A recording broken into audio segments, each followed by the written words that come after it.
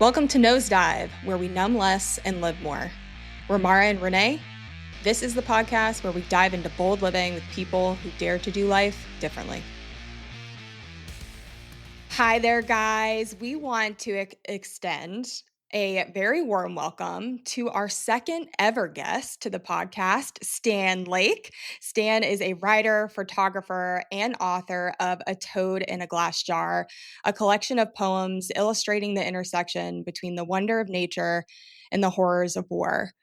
I already ordered my copy, so I'm so stoked to get that in the mail soon. We'll also link it where you can buy a copy in the show notes.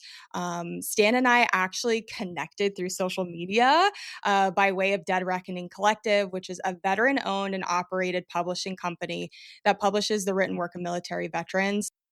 Stan, welcome to Nosedive. We're so happy to see you and connect and be able to share your story. Tell us a little bit about you, your background, your time in a straight edge band, which is kind of like how we connected in certain ways too, and just how you became an author, nature enthusiast, anything else you want to let the people know. Right. Yeah. I heard your episode where you were talking about California sober and straight edge. I was like, oh, I can speak to some of that. So I grew up in North Carolina. I live currently near Winston-Salem, North Carolina. Yeah, I grew up in punk rock and hardcore bands. I did vocals for a lot of bands. So as far as writing goes, I am a writer. I publish a weekly column on Substack, and then I also have a poetry book that just came out, like you mentioned, through Dead Reckoning Collective. I've been writing most of my life, I'd say at least since middle school. Poetry, just like bad versions of poems back then, and they've gotten a little better, I hope. And then for years, I channeled that poems into lyrics in hardcore bands, and I grew up straight edge, which the joke now is I'm not straight edge, but like my tattoos still All your are. tattoos So are straight edge? Yeah. yeah, I have straight edge in like 1 inch letters on the inside of my arm. Hey, Couldn't get it Stan. covered up. Hey, Stan, to give people some context here that might not know, kind of me included, can you elaborate for us what straight edge means? Yeah. So straight edge, like the history of it, from what I understand, was kind of birthed through the band Minor Threat. And they had a lyric that said, something to the effect of "I'm straight edge. I don't drink. I don't smoke. I don't fuck, and I don't fuck with those that do," or something like that. I can't remember the full lyric, but the band was Minor Threat, and it created this whole movement of like a counterculture movement where instead of drinking and to be socially accepted, you went the whole other way. So I spent my adolescence, not drinking, not smoking, not doing drugs. I didn't even drink caffeine for like 4 or 5 years because it's technically a drug. Like I went pretty hardcore. And then it got to a point where it's like we started fighting people that were drinking. Yeah, that's part of So it. there was Sure. still like a lot of anger. Hmm. You had to get that stuff out one way or another. But like it lended to it in the hardcore movement, in the music scene, because the music is kind of violent, and it lends to that certain movements in the music where the beat will go halftime to a breakdown. People dance, and dancing looks like fighting, and it turned into this whole thing. I don't say that I'm straight edge anymore. The whole mantra behind that is if you're not now, you never were. Because if you broke edge, quote unquote, meaning you went back on your commitment, you could never claim it again. However, I do live a sober life. I don't drink or anything now. But there was a season when I came home from Iraq where I did drink quite a bit because I figured I'm going to die anyway. I might as well try alcohol for the first time in my life. And then I used that to cope for like about a year after I came home. And I've gone through seasons um, where I've drank a lot. Never been a problem for me, but I would binge drink on the weekends and things like that. And then I would go 5, 6, 7 years where I don't drink a drop. And I think I'm in one of those cycles now where I just haven't drank anything or done anything in 3 or 4 years. I don't need it, and I kind of have come to terms with like I'm never going to fit in, so alcohol's not going to make it any better or worse. Love that. Cheers Yeah, that's to a lot of that. my background with that stuff for sure. And in the like as you mentioned, I was in like a vegan straight edge band, so it was like one extra What tier of extra just step? bullshit self righteousness. you know, Oh, man. No, I think that's so like important for people to hear though, that like there's not just this one track way to live your lifestyle. You know what I mean? Like I think you put it beautifully that it comes in cycles. So yeah, thanks for sharing all of that. And I think it's a lot of us just it's about being responsible. I see a lot of people having like a resurgence of like pretending like they're in high school or college and drinking like, shotgunning beers because some country musician told them to or whatever. And it's like, that makes me angry personally. Like I still kind of like, it's funny. Like I'm not straight edge, but that old like demon rises up in me. I'm like, nah, I'm going to fucking punch you. Yeah. And I wouldn't, but still, it's like I don't want to be around people that are drinking, especially when I'm not, and I hate the Mm. culture. So Yeah. But Mara, you and I were even just talking about this like yesterday about, being misunderstood and like being okay with like being odd. Like right, that's okay. And sometimes it takes a long time to get there, but just you sharing your story and these elements, it's like giving other people permission to be like, yeah, fuck off. Like I don't want to do that and that's okay. yeah. And again, I don't want to be mean to anybody either. Yeah. Like to each their own, right? Like Yeah. this is just where I'm at personally. But like most of my family still does, about half and half. Some drink on the weekends or do whatever, and that's their thing, and we all kind of navigate around it. So it's all good. Yeah. Yeah, it's interesting. Renee and I were talking about the concept of like, why do we feel like we are misunderstood? And like how kind of you use the phrase self-righteous a little while ago. And I'm just like, because I'm pretty sure a lot of people actually feel the same way, but for some reason, um, I don't know. I guess that's what I am starting to really love about this podcast and hearing, having guests like you on here is kind of hearing how we navigate that story and narrative that we have for ourselves that like we don't fit in or we're a little bit weird, and it's like, okay, but the person next to me feels the same way and the person next to them also feels the same way, so like if we really do have this shared kind of like, I don't even know what you would call it, like oddness, I guess, that maybe it's really not so odd after all. But the more we can be transparent about how we feel weird sometimes or may not fit in all the time, it gives other people the permission to like let their freak flag fly, like, like, come on. Yeah. I think we're all kind of coping with insecurity in one way or another. Some people do it with substances, some people do it with writing or surfing or whatever it may be, right? Like we're all doing it differently. Um, I've just found this way to work for me, and some people's like, nah, I've got to numb everything, and whatever. And I get it, right? Like I definitely understand it. I'm thankful I didn't get sucked into it any deeper than I did personally. Like when I was drinking, my dogs are body slamming each other behind me, so I'm sorry. It's amazing. So Yeah, I mean, we usually like to ask, or we're getting into the rhythm of asking our guest what and how you are living life differently. And how would you answer that at it's this funny. point? Yeah, like I think I'm just snarky. Um, there was a scene. I don't know if you guys have seen the Righteous Gemstones. They filmed it around where you guys are. There was a scene Yes. in the last season where one of the guys' father came to a wedding party and somebody offered him a beer. And he said, "Fuck you, I don't drink," and he slapped it out of their hand. I'm like, I like that. That's where I'm at. But no, but no. I think personally, like I don't. I don't need again as far as living life differently.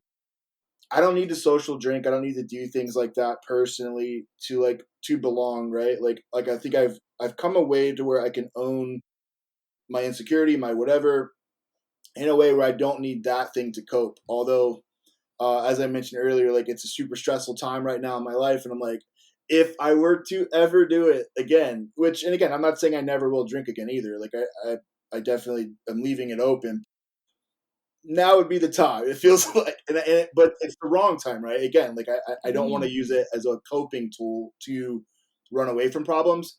And I think that's if anything that I've done differently over the last handful of years is I'm trying to face things head on as painful as they may be, with as little help as possible. And I'm just gritting through, and it turns into some good articles or some good poetry or whatever. I hope. Um, but yeah, I'm just basically raw dogging life right now, so that's where I'm at. I think we're all in similar boats, just like with how life is and being on like I can completely I feel you on that. I feel you on Yeah. that. Like sometimes it's not this is the part and the times when it does test those things. Like it's not even really I mean maybe it's a little willpower too, but this is when you ask yourselves those questions of like, "Oh shit, this is when I usually," and you even said it, like, "This is the time that I would usually reach for the thing that kind of masks or numbs." But to hear that you're like redirecting in a creative sense is a really cool tool to be able to tell others that like okay like instead of reaching for that what I normally would do facing it head on and then you kind of find different layers about yourself too. Right. I think too, it's also trying to find community. Trying to find support. Kind of with the things that I do, like you said before, Dead Reckoning Collective. They are my publisher, but they're also like a community. They've built a network of people where it's like an all ships rise mentality, right? So there's so many people in there that I'm legitimately friends with as a result of this like weird creative thing that we all do. And there's some other organizations called like Patrol Base Abate, which is a veteran organization. We do a book club. Um, there are things like that that kind of promote connectiveness, and I feel like if you're not feeling alone and isolating, you're less likely to kind of dive deeper into that, despair or whatever that would lead you to using alcohol or drugs or whatever it may be. Kind of having like knowing that you're accountable, I think it is helpful as well. Yeah, community. It's huge. Yeah. I find it really interesting, like the juxtaposition between like being a war vet and also like a poet. And having those, like something that's like seen as like so hyper masculine. And then like, something like writing poetry that can be um I mean, that's like straight from the heart, and I relate in those ways because I also dabble in writing poetry and have hosted local poetry shows here in Charleston, Charleston Poetry Fest with Marcus Amaker. Um, and so I'm really curious to hear like how that came about. Like I am Yeah. really intrigued by that. I think that's one of the cool things too.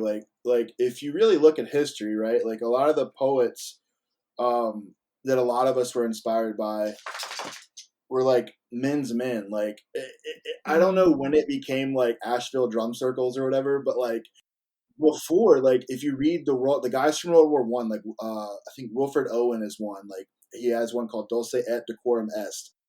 That poem will mess you up. Like I yeah. cry every time I read it aloud. Like it's brutal. It's talking about trench warfare in World War I. Like, but it's the rawest, realest stuff.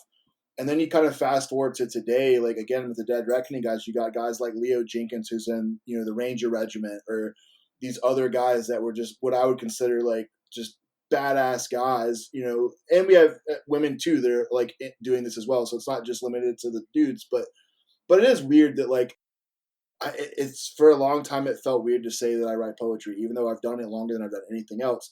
But it has that weird like emasculating aspect to it where everybody just thinks you're just like snapping your fingers and doing whatever. Like Yeah.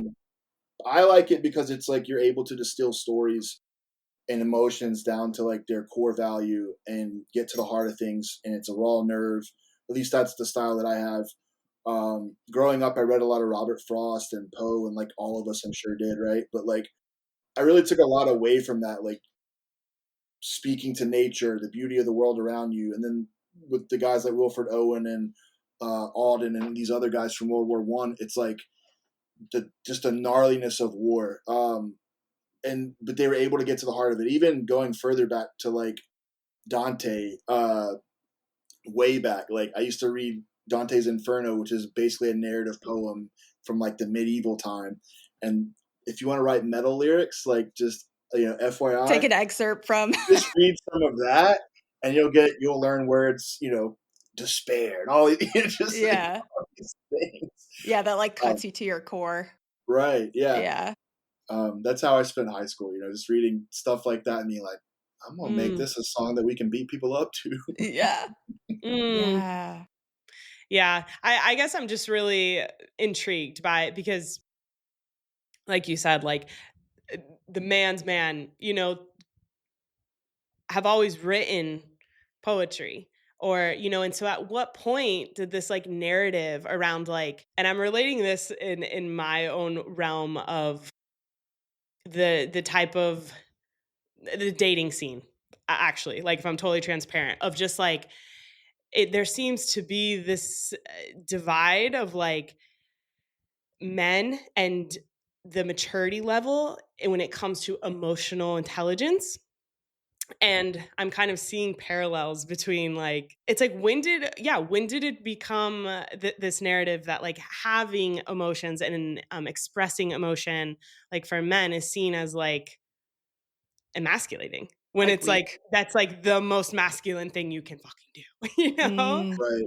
I feel like as a history student, it looks like the 50s and 60s, like the beatniks and the hippies, is when it started to kind of shift, right? Like we started, and you think about the nature of like warfare then too, right? Like we went from like a galvanized country fighting World War II to like Korea kind of got swept under the rug, and then everybody was protesting Vietnam, and coming from there, like ideals and whatever else of the modern masculine man kind of started getting, I don't know, it shifted, right? Like, and we started being more decentralized as far as not unified against the war and all these other things. So I feel like maybe some of that, like, I don't know, like it helped shape the narrative, right? Of this isn't what guys do anymore. Like you're supposed to just shut up and suck it up and drive on and do the thing or whatever. I don't know. It is interesting because like you go back a couple generations and it was like all these gentlemen, right? Like Hmm. legit dudes were doing this, but now it's guys that have like, you know, I don't know, like probably guys like I used to be, like vegan weirdos, just you know. Um, but uh, I don't know. Like it's interesting though. There definitely has been a culture shift for sure. Yeah. do you feel like it's hard? Because I think you mentioned, like, you've always written and you've always written poetry. So, are you do you find yourself really leading into kind of that title now with, like, no fucks given?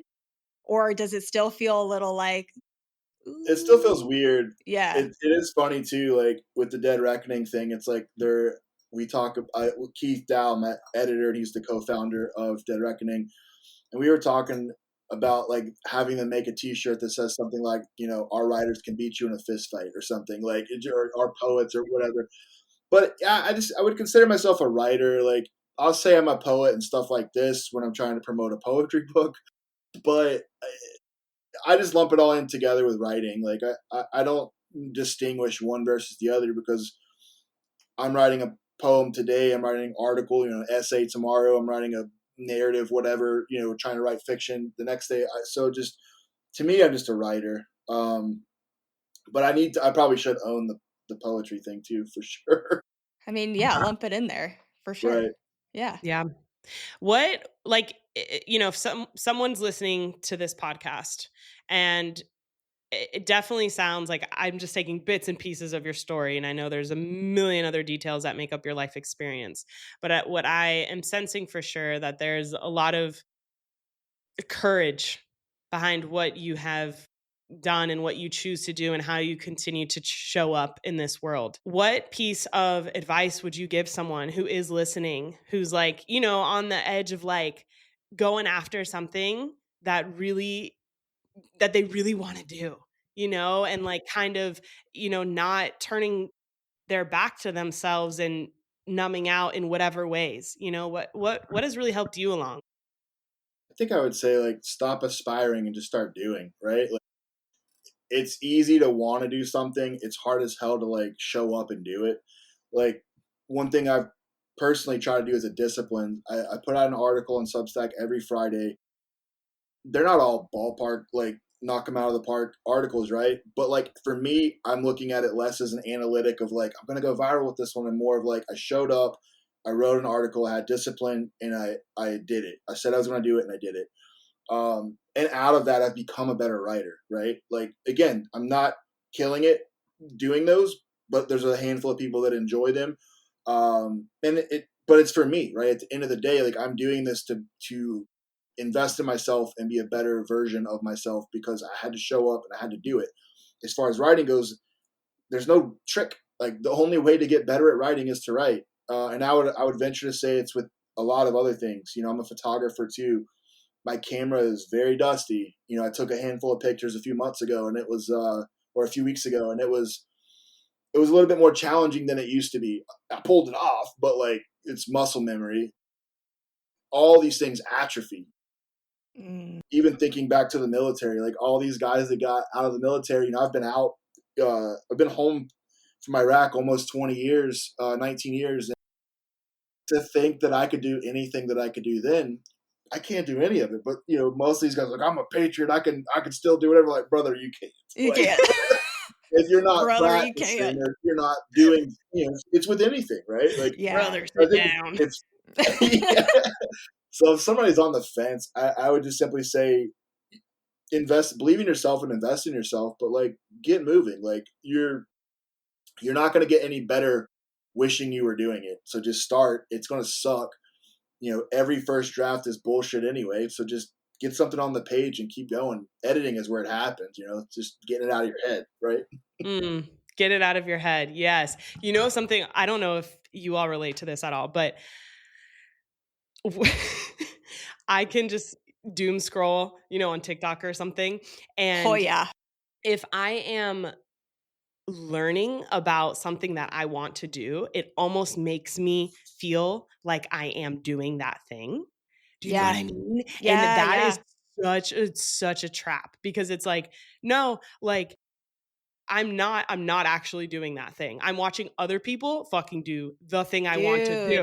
But by yes. watching it, it's like the dopamine is just like, "Oh yeah, I'm doing it." And it's like, "No, you're not." Yeah, I can't remember who told me this. It was either, like, one of my coaches or I saw somebody post something about this, and it was like, you can sit and read and learn about whatever topic it is and get to, like, the depths of it and read, like, 200 something books, whatever it is about it, but until you actually go out there and do the fucking thing, Yeah.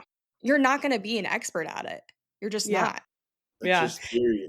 It's theory Yeah. at that. Yeah, How you put it into exactly. practice, I mean, it doesn't matter, right?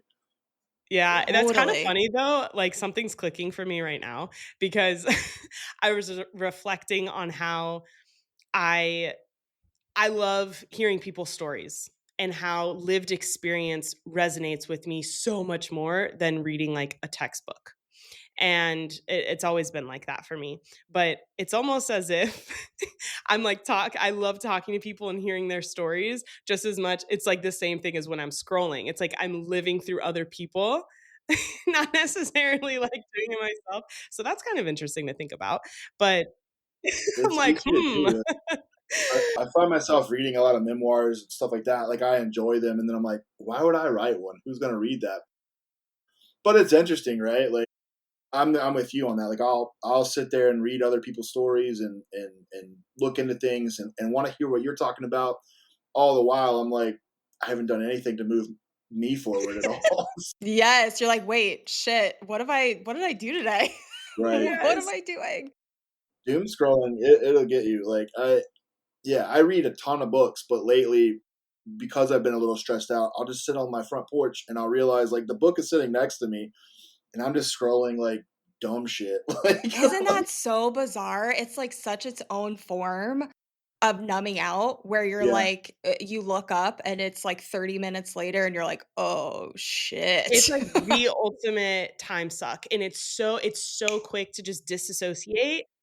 It's like, yeah, the addiction is real, yeah, the and dopamine hit from that, yeah, Mm. Well, and that's like a perfect segue to my next question about like your emphasis on nature and getting out in nature and how that's affected maybe how you wrote your the toad in a glass jar, and how did that maybe affect how you wrote it, or how do you incorporate getting out in nature? Because I know that's something that you're pretty enthusiastic about. Right. Yeah. Most of my life has been this weird, dude out in the woods. I mean, for a number of years, I chased this dream of like having a television show, being a crocodile hunter style host. I came real close and never officially landed the deal, kind of so to speak. But like we Wait, made hold on, hold on, hold on. Pause right there. You were gonna be a host for a crocodile hunter show? it just I there's a number of years where like I produced my own show called Catching Creation. And then out of that, I would have these production companies reach out to me and be like, "Would you like to have a show on Animal Planet?" I'm like, yeah, like that's only what I've wanted my entire life." And Amazing. they never came to fruition. I think I signed with 3 or Mm. 4 different companies that were pitching me across town, and I think the prevailing sentiment from, like, Nat Geo Wild, Animal Planet, and all these people that I heard after the fact was like, "But why is he in the woods? Like, he's not an expert. He's, like, on paper, right? Like, what is this dude doing?" And I'm like, Rude. I felt like Brian Fellows from Saturday Night Live. I'm like, "He's an enthusiastic young man with the love for God's creation." Like, but That's enough. yeah, but you know, Interesting. it is what it is. But like, I still do those things. I still post videos occasionally and do that. But yeah, you're right. Nature for me it's been a through line as well. I grew up, raised by a single mom, and we would, my brother and sister and I, we would get dropped off to like my grandmother's, and we would just explore the woods, and we would catch toads and put them in literal glass jars, and we would catch box turtles and lizards and whatever else, and just that was kind of part of. I mean, growing up in the Southeast too, it's like part of my cultural upbringing. Most Southern storytellers are going to tell you stories about snakes they found, or all this other kind of natural history stuff, or whatever. Or at least in my family, um, and so I just grew to love those things, and so it's always been a deep part of who I am. I studied environmental biology in college for 3 years until I got deployed to Iraq. Came back, did a semester more. I was at the time working in a research lab studying bats. So like I was pretty heavily invested in that career path, and then had a shift, went to Bible college, have a degree in practical ministry. For a number of years, I combined biology and natural history, and traveled the Southeast and brought snakes and frogs to churches and talked to kids about Jesus. Like, so I've just had What these a like pivot. weird lives, but I've always been able to like carry things with me, right? Like, so with the writing, like nature's always going to find its way in there. Like, there's going to be faith at some level, I'm sure, in some of them, whether it be jaded or otherwise. So again, like it's always weird for me to like disentangle myself from all these like layers of past lives, but they all find their way into the makeup of who I am, and then you see it kind of on the page in most cases too. I don't know if I answered the question because I kind of Yeah, blacked totally. out. Yeah. Well, how did you catch your lizards? Um, How'd you I do that? mean, Because you I know, wanna I'm. say, because I wanna just tell him how I used to do it when I was growing up, so I wanna know from his perspective how I used to catch his. I mean, we would just sneak up and Just you know grab just them. just grab them. I mean, Just with yank. everything. But Okay. yeah, we. I mean, I Why, used to be Nate? pretty What kind of fucked fast. up shit would you do? Yeah, now I'm curious. Where's the method? So my uncle, so we would go visit my family out in California, and my grandparents had this like amazing garden like in the backyard where they had like raised flower beds and stuff like that, and like all the gravel and all that shit where we thought it was like lava and all that fun stuff. And my uncle would take a long like stick and put twine, like copper twine at the end, and do like a little like noose thing at the end. And so we would hold it out in front of the lizards, and they would just run straight into them, so then we could like pick them up, and then we would like release them and stuff like that. So People, scientists do that. We did that in Florida. Me and a buddy. We went down there to look for invasive wildlife, and one of the scientists that I interviewed, first documentary I ever tried to film, complete failure. Um, Ironically, like I lost all the tapes because I gave them to an editor and just got them all back 18 years later, like last year. Whoa. But Whoa. it's still garbage, but it's cool to have it. But one of the scientists we interviewed was like, "Oh yeah, if you go to this middle school and you park on the corner and get a kid's fishing rod, you reach out the window and you can catch these lizards called agamas, which I think they're an African lizard that's wild in Florida." And we What? tried it, but for me, I couldn't do it. I had to run stuff down. Like I have a lizard in my basement that we call it in Florida. That is literally the fastest lizard, Mexican spiny-tailed iguana, like supposedly the fastest one on land. Your boy chased him down. I don't know how My because this was God. like 5 years ago, but it was a baby, and I tired it out on a seawall and brought her home. Turns out they're the worst pets you could ever get. Like, don't do it, but she's cool. She's mine. Whoa. That's awesome. Very cool. Oh my gosh. I grew up with a lot of brothers and um an uncle is who thinks he's the crocodile hunter himself. Like just wild, so growing up they'd always be like, "You want to go snake hunting? You want to go?" Like, and I was just there for the ride, but a lot of memories of all the critters and creatures, which is kind of interesting because I feel like when I was young, I was very immersed in that. And then there was a big chunk of time in my life where I was very disconnected from like anything that's not humans. Like it was just like a lot of people interaction, not a lot of nature or like other creatures.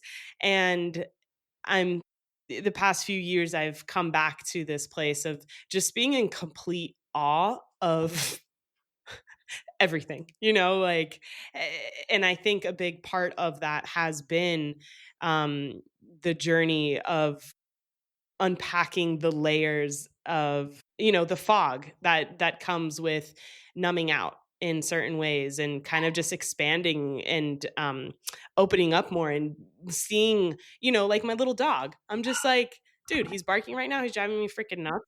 Bad timing, but, like, looking at him, I'm like, "You're like a little fucking soul." Like, you're just like Yeah. this, like, little creature, and you have your whole world, and it's so cool. I'm gonna mute Yeah. myself. Yeah. No worries. It Yeah. is. I mean, yeah, go ahead, Stan. No, I was gonna say, like, I find too, like, in seasons when I'm stressed out, the one place I should be is in nature, hiking or whatever. And for whatever reason, it's like the hardest thing for me to go do. I mean, I had to like force myself this week. Actually, the first time in a long time, I went to it's called a vernal pool. It's like a temporary wetland that develops this time of year, and salamanders breed in them. And a buddy of mine and I went, and we'd canceled like 3 other times because both of us would get off work and be like, I I don't just want don't. to do this today. Like, I just want to take a nap, or I just want to not think about anything. But we're like, Yeah. all right, we gotta do it. And now, it's better for it. It's like that wonder, the awe that she was talking about. Like, I need that, and I think we need that as humans, that connectedness to nature. And again, for me as a person of faith, like in nature, I feel like it's easy for me to point back to the divine and be like, yeah, we're insignificant, but like not in a bad way, or not in a whatever, but just like, wow, like all this stuff is amazing. And the further I get away from that, sometimes it seems like that's when I start cycling or spiraling or whatever even more. So I always have to remind myself, like, hey, dum dum, get in the woods. Yes. Yeah. Do you feel like the connection, like when you do get out in nature, like do you feel more present and just different when you come back? Like do you get kind of like a surge or any kind of like energetic feelings after going into nature? Definitely. I think too, like it like you were saying, it clears the fog, right? Like it, Yeah. and I think that's social media. I think that's a big deal, or just being so connected on our phones. Like, if you're not doing that, you're disconnected, like physically, and you're able to be present. Um, it's so much better. I mean, I remember a few years ago I was filming at a Martian town, and I just remember like focusing on these gnats. I think there's a poem in the book even about it. Like, I've heard so long. I've worked on that thing for so long. Like, I can't remember what's in it and what we threw away, but I'm pretty sure there's one in there about gnats, right? Like, but I just remember like being in awe and like watching these little tiny bugs like swarm over the marsh and being like, I'm about to cry. Like it's cool. Like this is a whole other world that I don't know anything about, but it's beautiful. It looks like they're dancing. You know, it's like I wouldn't have seen that watching it on TV or seeing it any other way, but like being present in that moment from a pest, right? Like, but again, it was like being available to the wonder and the awe that surrounds all of us. Like it's there. We just forget it and we don't access it. Yeah, Yeah. beautifully said, for sure. Yeah. I I'm wanna curious. Mara, yeah, go ahead. Go ahead, I was Mara. just gonna say, do you have your book near? Would you wanna read one of your poems? Yeah. Hell Uh, yeah. I have I have to look and see. Yeah, I can flip through and find something. I'm sure. But it's a weird book. Because I've so the way I the way I've broken it up is like there's it's broken into four phases, right? So I broke it into almost like life cycles of a toad. So a lot of it's like early childhood, and then it goes into war. Here's one that is appropriate, kind of. I just the first one I flipped to, but it's called Lizards, but it's not about lizards. So I'll read this one real quick because it's kind of a fun one. Our leaders are probably lizards, slimy reptilians that slither. True intentions like chameleons, cold blooded Machiavellian. Maybe they're more like skinks. I bet they're like skinks. What do you think? Hiding in holes right under feet, awaiting an ambush for something to eat. Perhaps they're more like monitors, truly undeserving of that moniker. Forked tongues with a throaty hiss, a mouthful of lies so venomous. No, they're just poor, misguided men, preying on the weak, abiding in sin. I wish they were more like lizards. At least then we could kill the critters. Wow. That's a it's kind of a weird one, but like I like it. How Um, appropriate, though. That's so Yeah. great. Oh my and then here's a gosh. I'll read one more. This one's about childhood and kind of about what we were talking about. But it's called Growing Up Wild. Um, I grew up wild, feral, and free, long before the tendrils of technology. My hours spent deep within wooded glens, my brother, my sister, my only friends. Frogs, snakes, and box turtles we'd race, knee deep in creeks and other such muddy places. I miss the days we spent before we had reflective faces. Mm. Mm. So good. Right, the Yeah, snaps. fucking mic drop, dude. Oh Snap, my But snap. god. It's so it's a special. fun book again. And then there's like other poems in there about like suicide and what the The whole trappings of coming spectrum. home from war and living with dissonance and Yeah, um so I have to curate like what I read where, you know. sure. That's what it's been the ongoing joke where I'm like, like talking to my dad or whoever about the book. I'm like, yeah, I was like, I'm gonna read you guys a poem about a June bug, then one about blowing my brains out. Like Yeah. it's just Right. Right. this is the spectrum of what you will get, and you're gonna hate it or love it or somewhere in the middle, and it'll make you feel something. Something. Well, that's the thing. It just sounds so authentic to you. Like that is your your representation of your perspective on how your life has been and what you've lived through. And that authenticity is something that can't be mimicked, but can be admired. So thank you for sharing that. I feel like we had an exclusive. So Yeah, that's for sure. awesome. It's funny too because we were talking about memoir earlier. I didn't write this in that lens, but after the fact, like the editor wrote his introduction to the book, and he said it was a poetic memoir, and I didn't think of it as that when I was writing it. But how could it not be? Like when I looked back at it, and even the way that I structured it, it was like, oh, this is like my entire life, more or less spread out through triumph and tragedy. But like I didn't think about, again, who would want to read my memoir, but like effectively here is a version of it, right? Like here is a real raw nerve and as honest as I can be to a fault. And again, it's weird. Yeah, We like love it. weird. Love it, and yeah, it makes me think that, like, is there any is there anything we can, like, say or write that doesn't have, the like the perspective of what we have gone through, like our own personal life experience, like Mhm. that's going to project through in some way, Right. so it's interesting to think that like, yeah, this isn't a memoir, but then you look back on it and you're like, uh, yes, this is very Yeah. much so a reflection of all of my life experiences and It's how even I funny. perceive Like them. I wrote children's books, first. Like that's the first thing I ever wrote and published. And the first one I wrote was uh, called "The Not So Ordinary Journey of Todd the Toad," about like an albino toad, which is it's funny, but when I got done with it, it's in effect turned into like people are like, oh, this is about bullying. I'm like, yes, it is, sure. And then my mom's like, "That's about you, isn't it?" I'm like, "Uh, actually, yeah, I guess I am." And then in this book, somebody's like, "So you're the toad?" Because I like took the picture, like holding it with my knuckle tattoos. I'm like, "Yeah, I guess I am the forever the toad." So that's me. I also have a basement full of them as well. But Oh my Oh yeah, my god. gosh, forever toad. Forever yeah, Toad. Your new Sick. handle. yeah. Oh my gosh. Well, Wow.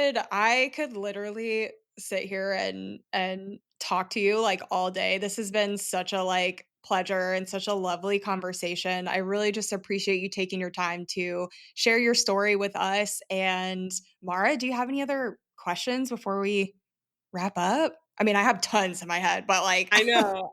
I know. Well, I was just wondering, like, is there anything else you want to share with listeners? Whether it's your audience, our audience, just kind of about like embracing our authentic selves and showing up, like who we are, to not be so afraid. Right.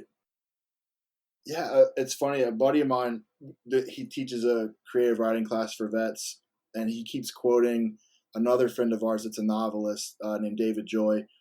And he says, in order to be a good writer, and I think this applies to life too, but he says you've got to be fearless and vulnerable.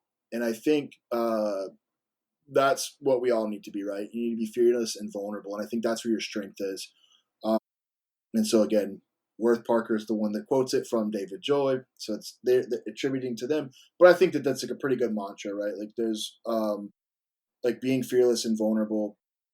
It helps you be real, and I think in a world where like we're putting on our best face for social media, we're putting on filters and everything else. Like I think seeing kind of warts and all sometimes is more of a refreshing thing than seeing someone well put together. And I'm hoping that that's what people get from the collective kind of things that I put out, whether it be the videos that we put out occasionally that are just they're just me being passionate about whatever it is, and it's not perfect because I don't know why I'm in the woods, right? Like I can't pinpoint it. And the same thing with the writing stuff. The poetry is, I'm not classically trained in anything. I'm teaching myself writing. Like I have no business teaching writing, but here I am. I also teach creative writing for veterans through a nonprofit. But again, it's just about being authentic to who you are and saying yes to opportunities. Uh, I don't know. I think that's the best thing I could say is just be available and be open to what's around the next corner. Yeah, yeah. yeah. I definitely see like the fearless aspect behind that, of like going for opportunities, like, being fearless in putting yourself out there. Um how I guess is my very last question, because I think this can be so nuanced. What does it mean to be vulnerable? Uh, I think, and it's also funny, like the fearless thing. Like I'm scared of shit, like all the time. Like, like my anxiety level is usually like a 9 out of a 10. So being vulnerable, I think is being honest to that and not shying away from it, right? Like I could put on this whole macho bravado bullshit and be like, no, I'm good, I'm tough, I'm whatever, I've done this, I've done that. I'm like, dude, I'm a broken dude trying to figure it out. And like I think as long as I'm honest to who I am and what I am, I'm okay with it. Like you're not gonna say anything to me that I've not said to myself, So I Mm, think as long as I'm not putting on a front, um, I can't be hurt by anything. And I have to remind myself of that too when I'm like being insecure about, like this book, like how it's going to be received or whatever, right? Like it doesn't matter. I've done it. Like it's done. Moving on to the next thing and on to the next. I think that's part of the journey for all of us. Is just like all having these mile marker moments, celebrating a win, but don't live in that. Keep moving. Yeah. Yeah. Yeah, thank Love you. that. Honesty, the transparency. Yeah, so many different, like, facets of vulnerability. It's like that's a big concept, and, so many yeah, it's like just letting ourselves be human and be seen, Mm. as that. So, yeah, thank you so much for chatting. It's been really cool to just get to know little parts of your story, and I'm sure there's so many more.